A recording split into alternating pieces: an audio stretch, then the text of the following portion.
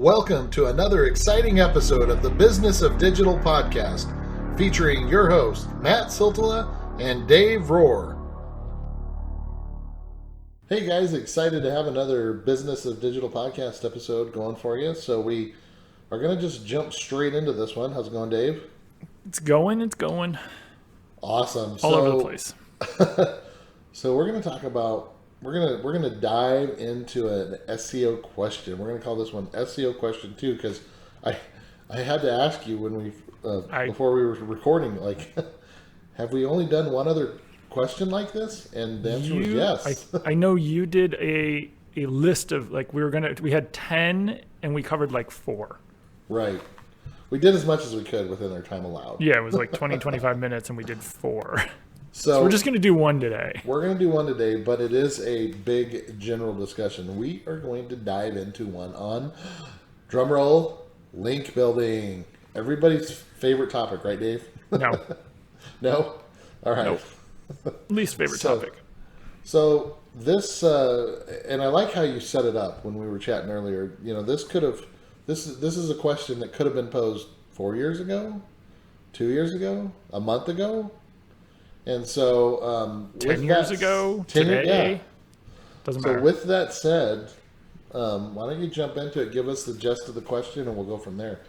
So I'm going to paraphrase an exact question that was asked, but again, they probably every time, John or, anyone does a Google Hangout, Webmaster Hangout type thing, I'm sure people ask it. Anytime they're on Twitter, they ask him. Anytime, anytime they walk by him. Anywhere.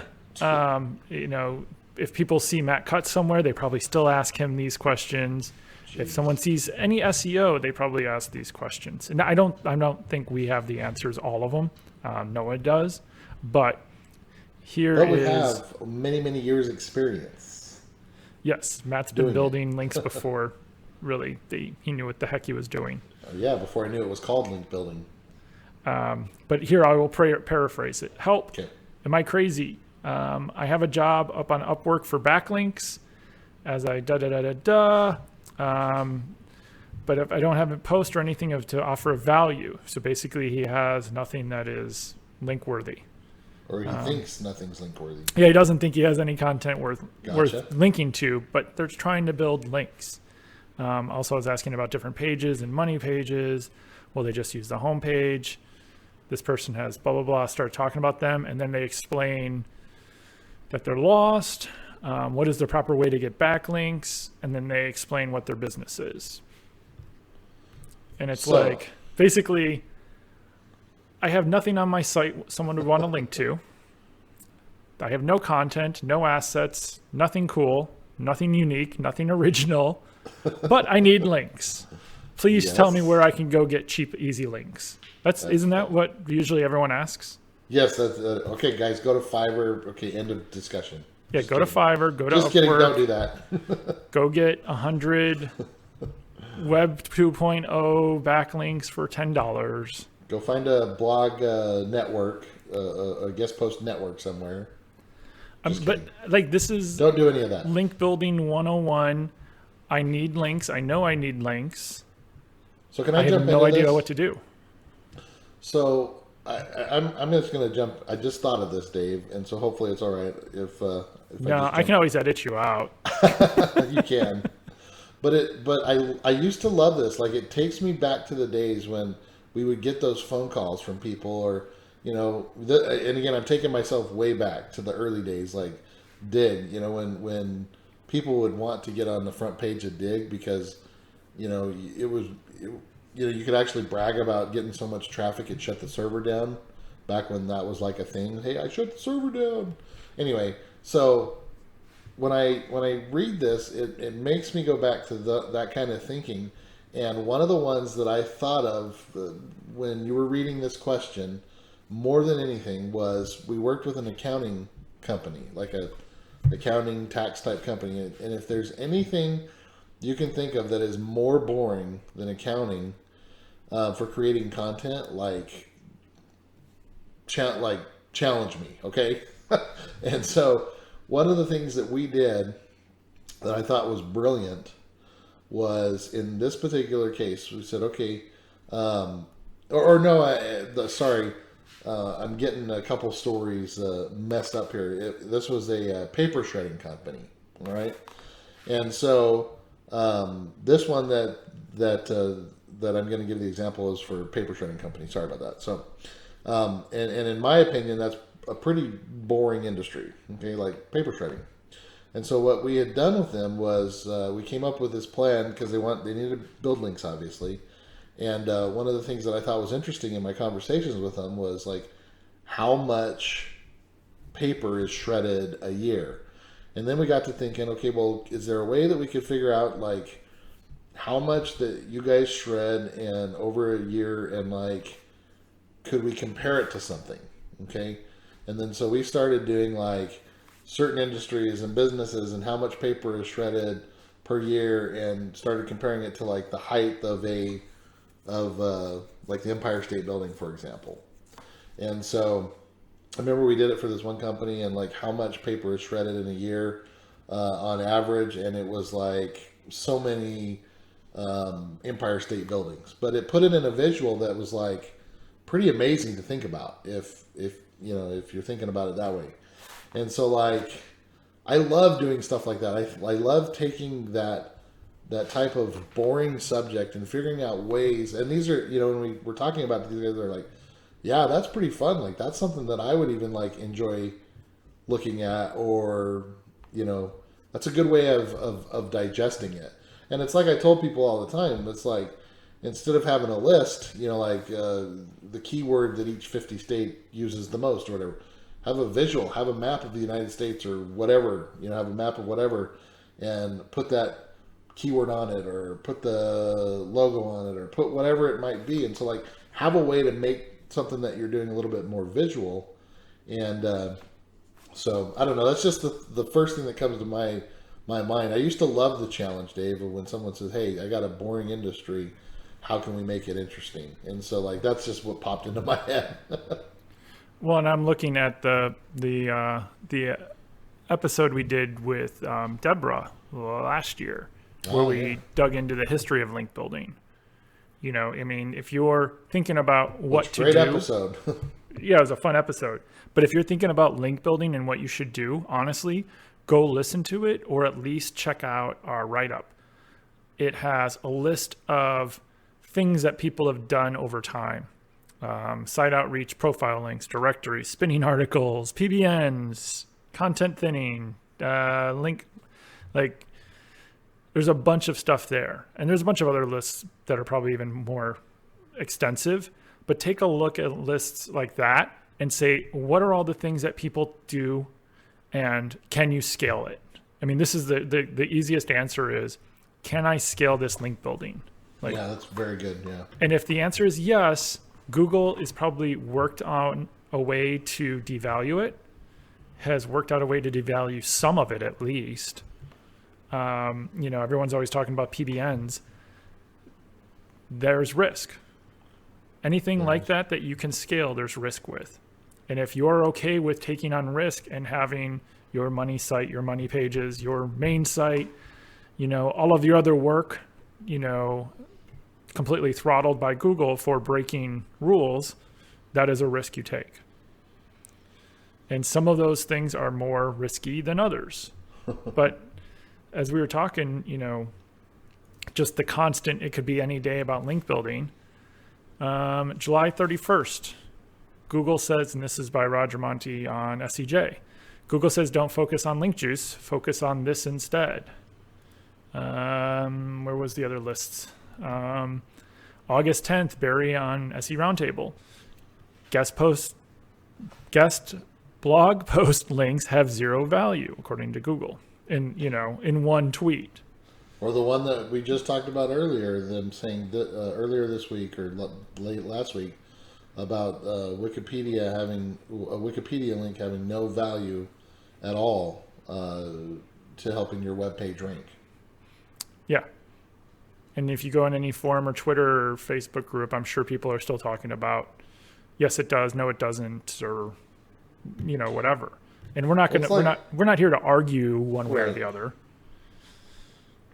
Sorry.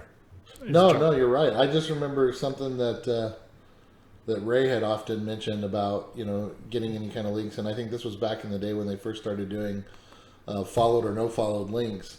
And I remember something that she said was, is this link, stop thinking of it as like, is this specific link going to help me rank or not rank? Or, is it going to give me like the juice to help my page go higher or whatever? Like, if I'm getting that link and it's leading traffic to my site, that it's helping me with some purpose, is it helping me with sales? Is it helping me with branding? Is it helping me with reputation management? Whatever it might be. Like, if I'm gonna pursue it, basically is what you're saying. I don't care if it's followed, no followed. Can't remember exactly how it was put, but and I think in a lot of cases, we get way too focused in just getting those kind of links that pass juice, and we miss those opportunities. Like, again, I think about all the times in articles I've read about how they say, hey, like, your Forbes or your Inc. articles aren't getting you, they're not doing anything for you, like link juice wise. But yet when you go and look at a client's analytics, and you see like so much of their traffic and conversions, and the purpose of, like getting the lead or whatever is coming from those articles that have been placed, or those, when they've been spoken about by a writer on Wired or Inc. or wherever, Dave, like it's benefiting them. And so, like, I think oftentimes we get pigeonholed into thinking link building has to be something that is pushing juice, and I don't think that that's necessarily the case. So, just thought. Well, and that's, the initial question, trying to get links. They were just trying to get junky, crappy, any kind of links. I'm like, what? They even admitted there's no reason someone would link to my site. There's no content. There's nothing worth linking. It's the same question. It's like anytime someone goes, why am I not number one? I know it's Ryan Jones has said it often, probably at least 20 times a year on his Twitter account, but lots of other people do too. The first question is, why should you be number one? Yeah. Why should you be number two? Why should Google put you and your content, or you and your page on the front page over every other company? Like, if 50 companies have the same Nike shoes that they're selling, and 50 of them have the same description and the same, half of them use one CMS, half of them use another. Everything across the board is really the same. You all have secure sites. You all have this and this and this. What's the difference? Yeah. Why should you be number one over them? Links will probably make a difference, but why would they link to you over someone else if you're all the same content? Well, that's kind of why I started chatting about the things that I did, Dave, because like that's where you need to set yourself apart. You do. And like when we're talking about this, I think about the things that I've done over the years on the different e-commerce sites that I've had or sold, or businesses that I've had or sold, and one that I'm currently with right now. I do a lot with. I'm a part owner of huskybeard.com, and there's a lot of the place where we originally got a lot of the oils from. They work with like 2,000 other people. And so it's like you get descriptions, and if 2,000 other people aren't doing it right and they're just copying and pasting, the same stuff, product descriptions, okay, you have to start thinking about setting yourself apart. So not only did we start to bring everything in-house and tweak and make the formulas our own and getting all the product in-house, but every single product had a rewrite. Every single product had a rewrite that went to the look and feel of our brand, versus some generic whitewash that just went with everything. And then creating the kind of content that sets us apart, like, creating a Husky Beard Nation, a Husky Beard family, getting a community built around you that's different and that's bigger than just the other 2,000 people that are doing it. And I think that's what we're looking for and what we're trying to help you guys understand. Well, and Brent Satoris over at SCJ, they just did a webinar, and I was scurrying around. I forget the guy's name that actually did it, but it's how to identify site quality for link building. And there's lots of other posts about that are out there that are going to go way more in depth than we are right now. But the one thing I always look at is similar to what you know when you talked about what Ray said. Is this site going to actually send us traffic? Does it actually get traffic? You know, if we're talking about a link, you know. And the other thing is, would you pay to advertise on that site? Yeah. Do you think if you were to target that site with, you know, Google Ads for display or some other, that you're actually going to get quality traffic or any traffic? Well, I also look at it too, because a lot of people are afraid of they say, hey, you know, you're going to get penalized if you do a guest blog post or whatever it might be. But if there happens to be a place that's allowing me to do a guest blog post that gets a lot of traffic that I know would be relevant, if it's on a page that's relevant to what I'm doing, and I know it could send me a lot of traffic, which would lead to, you know, conversions and sales and whatnot, I'm going to do it every day of the week. I'm not going to care about that. There's, I work with a lot of B2B, and there's sometimes where they'll get a link in a list, and it's an editorial type one, or even a guest post, where 4 years later, we still get traffic every month, and one person signs up for a webinar. One person becomes a qualified marketing lead. One person, you know, signs up for the service. Right. That is the best link that they've probably ever built. Does it help them rank number one for whatever keyword? No. But we get business every month from it. Or they do, technically. Well, I think even about, like, you know, I'm thinking about, because the business of digital, you know, it's its own website. It's a business. And, you know, we try to monetize it here and the best that we can, Dave. And obviously, you know, I think about the way that we go about link building and what we do for it. I mean, we could probably be a little bit better, but my point is, like, creating something that's worthy of people wanting to link to. And so, you know, we've shown up on quite a few, hey, you need to listen to these marketing podcast type lists. And I think that if you focus on creating something of quality that's going to make people want to link to you, that's where you're going to get a lot of links just naturally. And you don't even, and those are the best kind, the ones that you don't have to, like, go and beg for, the ones that are just given to you. Yeah, those lists are, we get people, probably more listeners from those than we do any of the social media stuff I do, any of the Instagram or Facebook or, you know, tweets that we push out, like any of that kind of stuff we do, we probably get more listeners from those lists and those links than we do anywhere else. Absolutely. So just paying attention to that kind of stuff, and here's your idea. So, like, if Dave and I put more time into it, knowing that is the case, and we're getting these type of places naturally, you know, then pay attention to those. You know, we all know people, and we all have industry friends, or, you know, if you show up or if you see a list where podcasts are mentioned, you know, you can always reach out and be like, you know, you can either joke, be like, hey, you missed one, or hey, I'm just curious, like, did you know about us? And a lot of times, you know, like, the people I talk to, they're like, I had no idea that you had a podcast, and that's great. This is perfect. I'm going to add it to the list, or I'm going to update it, or I'll add it to the next time I do it. And so I think it just takes simple outreach and paying attention and things like that. So, I mean, it doesn't have to be complicated, guys. It can be just that simple. I think we answered the most basic link building question we could do. It's like, yeah, it's just going to those services. I won't throw them under the bus. You get what you pay for. Now, there's probably great people on there. Yes. There's probably great results. Yes. There's also probably really bad stuff everywhere. Oh yeah. Like, yep. It doesn't matter where. Just link building is. In general. You know, it's just like going to ask a graphic designer. You get what you pay for.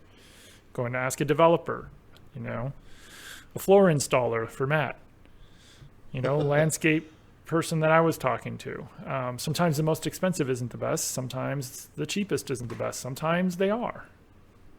You know, maybe they just don't know their value, or they have some, I don't want to say trick, but they have a way to be able to deliver it a little bit quicker.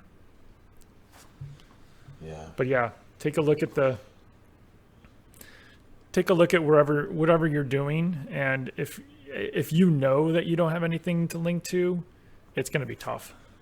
Just, if you have the same meta descriptions, you have, if you're a restaurant and you have a site that has no content on it, if you're a lawyer and you have no content, you don't even have pictures of About Us or some sort of local company and you have no content, if you're a large enterprise and your site is stuck in, 2002 and just looks horrible and there's no content on it, like, why would people link to you other than your homepage and because you're sponsoring something?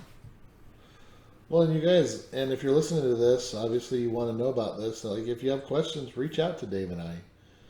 Ask us a question. If you're in an industry that you feel like is not worthy of being linked to, reach out to us and ask us, say, like, what can I do? How can we help you? And I'd love to answer those questions. So either leave comments or reach out to us on Twitter, as always. And so, all right. Well, we do appreciate you guys joining us on another one of these. As always, a reminder, please go to Google Plus and give us a 5-star rating. We would love to, or not Google Plus, Google Play. Plus. What year is it? I know we're talking I did that. building. Google Play. You just want that $7 from that. I do. No, it's $12. Is it 12 or 4? $12. $12. Yeah, I got $12 for 12. Anyway, don't go to Google Plus because it doesn't exist. Go to Google Play and give us a 5-star rating, and I promise I'll wake up soon. I'm totally leaving that in there, by the way. I know you are. So, for this jerk of co-host Dave Rohr with Northside Metrics, I'm Matt Silverwood with Avalanche Media, and thanks guys for joining us. Bye bye.